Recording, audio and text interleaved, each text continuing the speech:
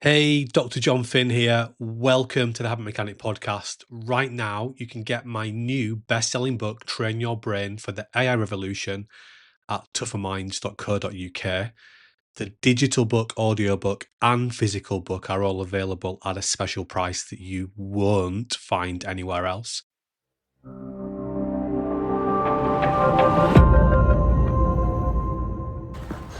Hi everyone, this is Dr. Jon Finn. Welcome to another Tougher Minds podcast.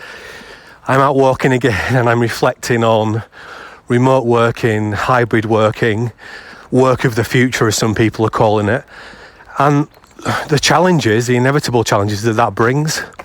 And if we don't overcome these challenges, then we're going to have workforces that are full of people that are not well and not performing to their potential. And lots of our clients are thinking about these challenges at the moment. We're working with them to do that. So I just wanted to reflect on what some of those challenges were and some of the big ideas we're going to have to understand in order to overcome those challenges successfully. I think to understand the problem and the challenge of remote working, hybrid working, that is working in the office sometimes and sometimes working from home, we have to think about what do we want our teams to do. So to understand that, we have to understand, well, what's the challenge of the modern world? Well, the challenge of the modern world, the VUCA world, the volatile, uncertain, complex world, is that there's only one constant, and the constant is change. Things are changing faster than ever before. Long gone are the factory models from the first and the second industrial revolution, where you could literally learn your job, learn your trade when you were young, and that set you for the rest of your life. You could then literally just turn up to work every day, fit in, and then just keep doing the job that you'd learned how to do. That isn't the case anymore. We need to keep refining and adapting and upskilling ourselves, because the world's just changing all the time. It's changing faster than ever before. So in order to create teams that are good at doing that, we need to create teams that are good at solving problems, solving complex problems for themselves and also for their clients. Because the VUCA world just keeps throwing problems at us that we have to overcome. And teams that do that really well have what we call triadic relationships. These are relationships which tell us that communication and collaboration are really excellent, because if we're going to get good at solving complex problems, we need to have really good communication and collaboration within a team. Now, in order to create an environment where people are very good at communicating and collaborating, there are three core conditions that need to be in place. Number one is people need to feel safe. We sometimes refer to this as psychological safety. If people don't feel safe, their brains don't work properly. And it's much harder for them to manage their well-being and their performance, and to think creatively and innovatively, to think in the way that we need to think if we're going to create new ideas and solve problems. The second condition is that in the first instance, and eventually everybody in world-class teams, if you want to build a world-class team, everybody in the first instance, the title leaders, need to share vulnerability, need to say, I'm working on myself, I'm trying to get better, I'm not perfect. Because by doing that, they're signalling to everybody else that that's what we do in this team. Everyone is working on themselves to get better.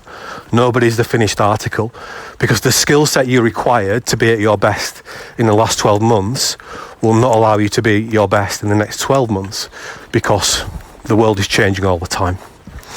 And the third condition, if we're going to have really world-class teams, is that we need to establish purpose. What is the team's role? What is it aiming to do? How does that fit into the organisation's role, etc.? So that I can connect my roles and responsibilities and getting better each day with what the team is ultimately trying to achieve to be at its best. So we've got to share vulnerability. We've got to establish psychological safety, we've got to share vulnerability, and we've got to establish purpose. And that's going to help the team to communicate and collaborate really well.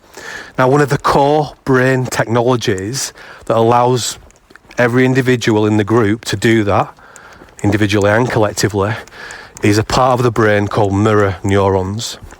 Mirror neurons essentially allow us to read other people's emotions. Is someone angry? Are they upset? Are they engaged? Are they turned on? And this technology works best when we are face to face, when we are in in-person situations. When we're trying to use this technology via video conferencing, it just doesn't work as well. We've all experienced that slow delay on the internet feed where we talk over each other and we can't quite read what the other person's doing, and that's if they've got the camera on, which isn't always the case. So remote working makes it much harder to actually use this brain technology, mirror neurons, that is essential for building safety, sharing vulnerability and establishing purpose. And beyond that, when we're working from home, many people reporting this blur between work and life in a much more intense way than they've ever seen it before. They don't know where the line is between actually their job and their home life anymore.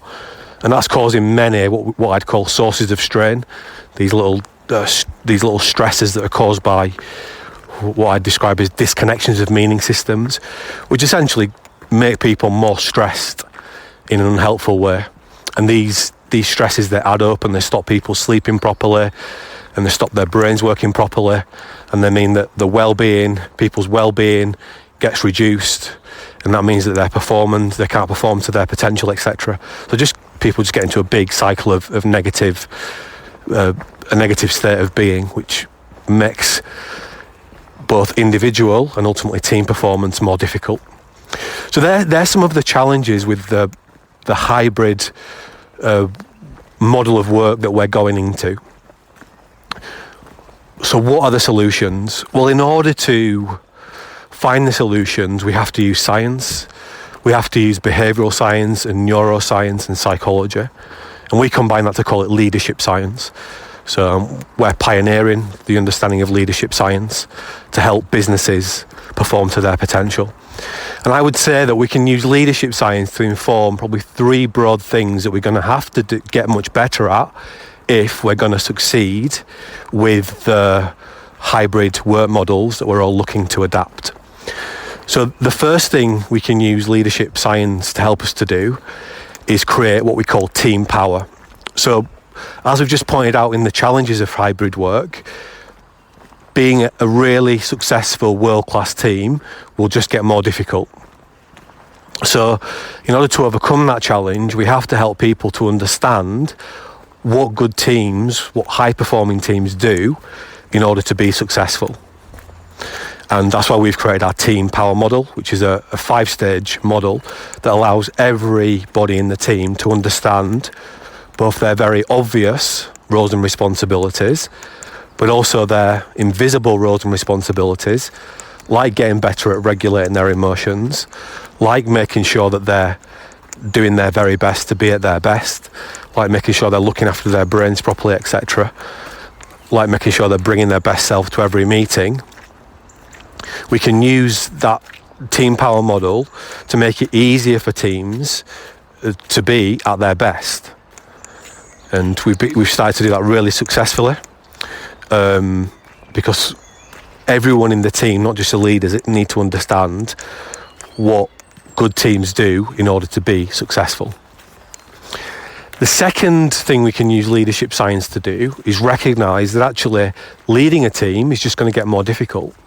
And therefore we have to help our leaders to up their game. And that means we have to start teaching leaders about how their brain works, about how to analyse their leadership habits, both the good ones, but the ones that are stopping them from being leaders, and help leaders to systematically become better. So they are better able to influence their team's behaviour, because that's ultimately their job. And we use our team power leadership model to be able to do that, which has 4 areas: the role model, the action communicator, the cultural architect, and the swap coach. And then once leaders understand how to manage and change their own behaviour, they then need to be able to use behavioural science to help them to understand how to change other people's behaviour. And we've created our 9 action factor model to help people to do that. And then the final area, we can use leadership science to help us to understand and overcome the challenges of hybrid work, is that we have to help people to get better at managing their own behaviour, because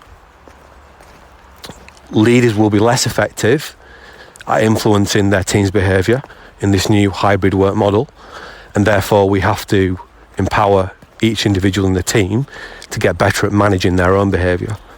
And that means we need to teach people more than ever before about how their brain works and about how and what they can do to actually help themselves to build better habits for their health, their happiness and their performance. And again, we've developed lots of tools that make it really easy for individuals to understand how their brain works. We use our Lighthouse brain model, tools to analyse their habits, both their good ones and the ones that they can work on, and also tools to help them to build more new helpful habits. So that's just a summary overview really of some of the challenges that I see the hybrid work model bringing. But none of these challenges are insurmountable, but what we must do is get much better at using insights from leadership science, that is behavioural science, neuroscience and psychology, to actually help us to understand what our teams need in order to be really successful. And that's going to start with helping each individual member of the team understand themselves better, and also understand how the team works better and what they need to do to help the team work. And it also means we've got to help our leaders up their game, because leadership just got more difficult, and we can use leadership science to help us manage all those 3 areas. If you want to learn more about just helping yourself to do a little bit better every day, which is the basis of individual and team performance, just everyone working on themselves just to get a little bit better every day, we've created the Me Power Resilience Planner, which is absolutely free. All you need to do is go to our website and you'll be able to download that, get access to it. That shows you some really simple and practical things that you can do, and actually others in your teams can do, to start building better habits. And you only need to spend 2 minutes a day using that tool, and it will immediately start to have positive impacts. So I hope that helps. Please do take us up on the offer of the free planner. It's a really powerful tool, and I'm going to be speaking lots more about the challenges of hybrid work, how we can overcome those challenges, how we can use culture to overcome those challenges, to help our people and our teams to be resilient, to help our leaders to be outstanding, and ultimately to create world-class teams that are going to help the organisation to actually beat the competition in the VUCA world, where performing to our potential is more challenging than ever before.